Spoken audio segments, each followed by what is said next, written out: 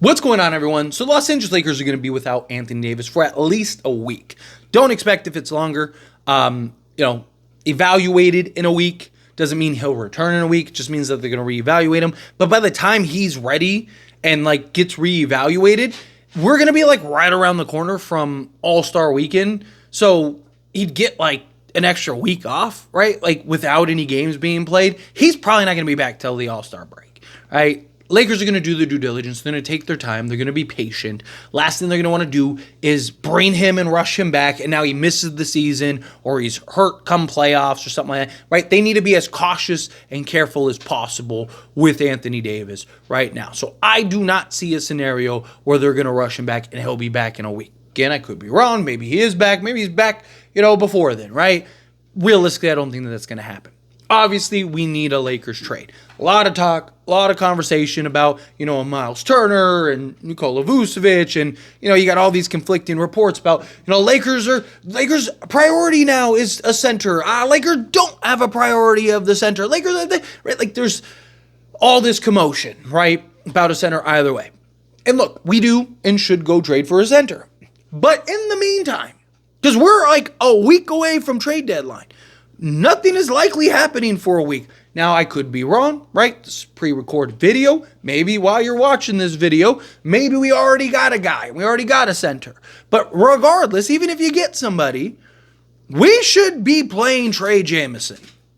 The Lakers need to give Trey Jemison an opportunity, right? Not only just for the simple fact that, why did you bring him in if you're not going to give him an opportunity? What's the point of waiving Quincy Olivari to bring him in on a two-way? Although they did bring Quincy back. So for those that are, Quincy fans, he is still with the Lakers. He actually turned down other places to stay with the Lakers. So that's something to keep in mind. So you got a guy that actually wants to be with the Lakers, but I digress. This is about Trey Jemison.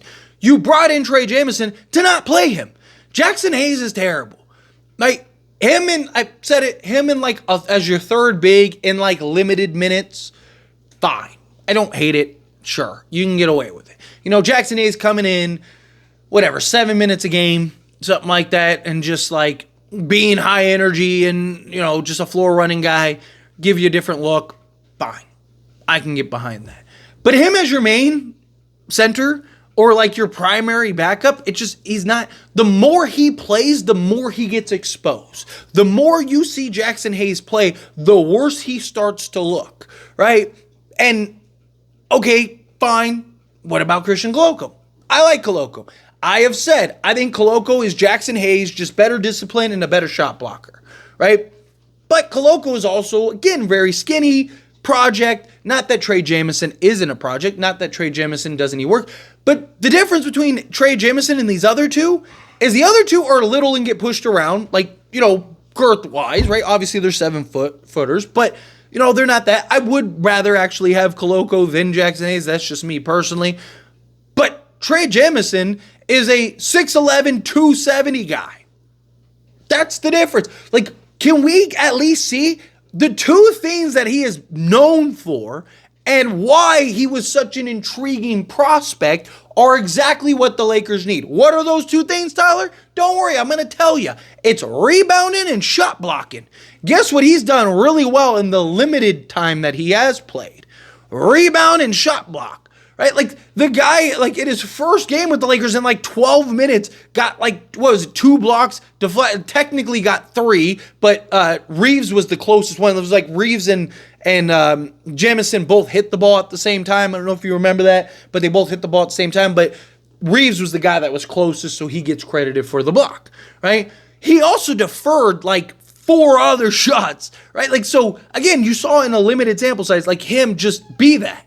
Right? Why not play? If you were ever going to give him an opportunity, if you were ever going to try to see what he looks like, if you were ever going to try to run him as, your backup or your secondary or whatever, now would be the time. Why? Because you don't have Anthony Davis and you don't have a trade. Now, if you go and trade for, a Miles Turner, right? Like I said, video's pre-recorded. Maybe we already traded for a Miles Turner or something like that today. Beautiful, great, awesome. I'm sure I already have a video about it, so make sure you watch that video. But, chances are that's probably not going to happen. It's probably not going to happen until the trade deadline. But let's say that they did. Let's say that they do. You could still play Trey Jemison and see what he looks like, because chances are you're probably going to make other moves. You're going to do other things. And if you even go and trade for, let's say, a Miles Turner or something, you're going to have to give up multiple guys. So wouldn't it be nice to know, like, okay, well, what do we need? How do we need to fill this? We need to fill out a roster. Do we bring in a guard? Do we bring in this? Do we bring in that? Well, okay, let's get a look and some reps for Trey Jemison. Yeah, you got a guy. And here's the thing. Even if we do trade for a guy right now, we have a game today. And guess what? You're not going to be able to get that guy. Let's say best case scenario, Miles Turner's traded for today. Guess what? You're not going to get to see Miles Turner until the next game. So why not play Trey Jemison 30 minutes tonight? What do you have to lose? He can't be worse than Jackson Hayes. He can't be worse than what we're the product we're putting out there right now. Right? Like, why not just take the chance? Why not see what he can provide? What if he's great? What if he solves a lot for us? I mean, I still would like a more experienced center. I'd still like somebody that I can rely on more, particularly come playoff time. But what if he's the answer as your backup, as your primary backup? Now in the offseason, you don't need to go get a primary backup. Now you don't need to do anything. You have your center position locked up. And Trey Jemison's young enough to where even in a post-Miles Turner era, you could still play Trey Jemison. And now you have your center position, and Trey Jemison's probably going to be dirt cheap for the next. You could give him a 4-year deal, and it probably only cost you $10 million total for those 4 years, right? Like, so now you got cheap talent, and you got that diamond in a rough. And guess what? He's probably going to be. He's going to be super thankful, super excited for the opportunity. He'd probably be willing to take it, as many years as possible, because he'd be like, hey, I might not be in the league a couple years. Let me take this prove-it deal with the Lakers and establish myself. And now you have your center position locked up for the next 4+ years, right? Like, why wouldn't we do that? That's what I don't understand. You got this guy. You brought this guy in because you thought he was a guy that could have an impact and help right now. I understand that the two-way guys only get so many games played and all that stuff, this, that, and the other. I understand that. That's why they've been kind of cooling it with Koloko and stuff. Well, Jamison, you still have plenty of games with. You still have plenty of opportunity with. You could still play him, right? You're still a long way away from that amount of games. Go get him out there on the basketball court. Let him play 30 minutes. Start him at center tonight. Let him play 30 minutes. If Jackson Hayes doesn't like the idea of him starting over him, well, too bad. Who cares? You're trash anyway. You're not going to be on the roster after this year regardless, so who cares? And maybe Jamison is the answer. Because especially that last game was an embarrassment. An embarrassment. Jackson Hayes couldn't catch the ball. He's over here, dude, like, not even knowing how to handle the basketball. He's butterfingers. It's like, I shouldn't have ate that popcorn, right? Like, it's just, the guy was an utter wreck. And you lost Anthony Davis. Teams just had layup lines to the basket. You look like an incompetent team that just didn't know how to play basketball. And it's like, what do we do here? And it's like, oh yeah, you got a 6'11", 270 guy on the bench, right? Also, wouldn't it be nice to know if he's a guy that can hold his own? Like, you're playing Valanciunas, right? If he can't hold his own against Valanciunas, do you think he's going to be able to hold his own against Jokic and all these other guys?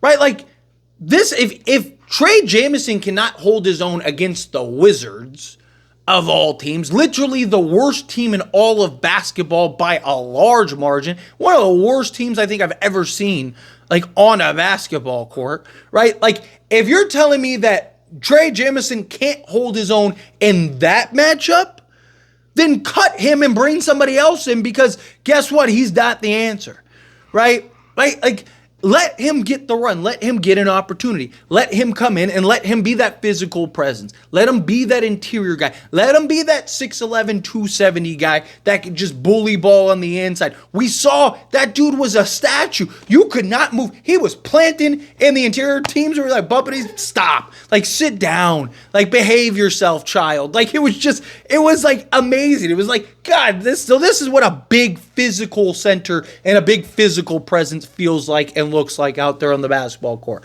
right? Because it was so refreshing to see it, and his hustle and his effort. Look, even if he fouls out, fine. I'd rather that than some of the effort of these other guys, right? Like I've said, I would rather a guy foul out because he's trying and putting in an effort and working his tail off on the defensive side than some of the lackluster performances we've had over this last few seasons from some of these players, right? At least I know he's trying if he's getting in foul trouble, right? Like, so again, I'd rather him be over committed than under committed. But again, he's a guy that, again, what does it hurt to look? You're playing the worst team in basketball. There is not a better chance to see what he's capable of doing than when you don't have Anthony Davis and you're playing the worst team in basketball. Like, that's about as good of a scenario as you could possibly ask for. Go get Trey Jemison, let him play, let him get an opportunity out there on the basketball court, and let's see what he can do. Please, I really want to see him play meaningful minutes and a significant amount of minutes, like over, 20, 30 minutes, whatever, right? Please get that done. But anyway, as always, this is a discussion, and I pass the question on to you. Let me know your thoughts and opinions down in the comments below. What do you think? What are your thoughts? Do you agree with me? Do you think, like, yes, absolutely, go play Trey Jemison. Let's see what he can do. Let's see what he can accomplish. See what he can achieve out there on the basketball court. Do you think, no, absolutely not. Keep him off the court. However you feel, whatever your thoughts are, I'd love to hear it either way. So let me know down in the comments below. That being said, if you haven't liked this video, hit that like button. Helps me out. It's me enjoy these types of videos, and I truly appreciate it. Not subscribe channel, hit that subscribe button. Turn on the bell notifications. Appreciate y'all. See you in the next one. Thank you.